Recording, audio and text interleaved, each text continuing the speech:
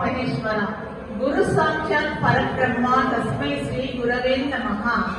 ఓం శ్రీ సంకటహర గణపతే నమః. ఓం శ్రీమాత్రే నమః. మనం ఈ రోజున బ్రహ్మ తలరాత రాస్తే మార్చడానికి ఎవరు వీలు కాదు.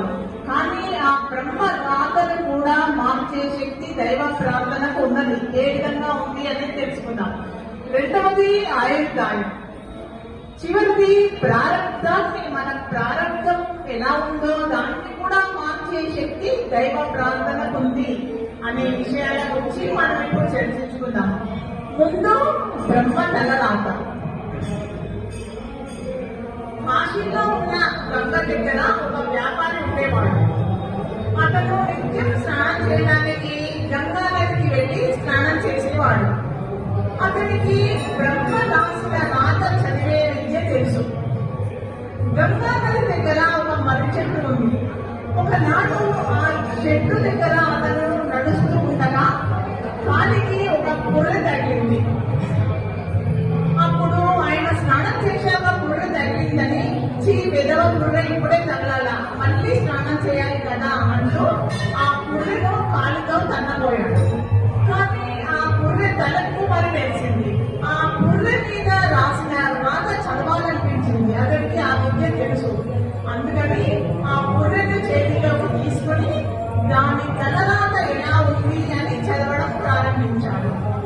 ఆ తలరాత ఎలా ఉంది అంటే, వీడు జీవితాంతం కష్టపడతాడు.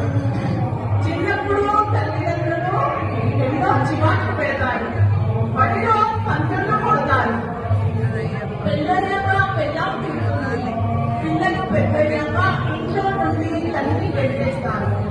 ప్రతి క్షణం ఎవరో ఒకరు ఏదో ఒకటి అంటూనే ఉంటారు. డబ్బు ఏమాత్రం కూడా నిలవదు. ఎవరైనా దయతలిసి ఇచ్చినా అది కూడా పోతుంది. ప్రత్యేకకాలం కష్టాలు పడి చేస్తారు.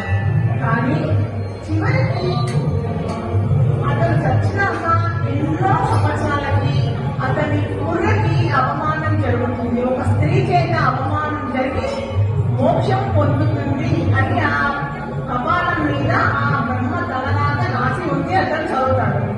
చదివి ఏమనుకుంటాడంటే, బ్రహ్మకి అసలు ఏం తెలుసు, బ్రతికి ఉండగా అవమానం అంటే పర్వాలేదు, కానీ చచ్చాక పుర్రెకి అవమానం ఏంటి అసలు అని ఆ పుర్రెని విసిరివేయబోతాడు.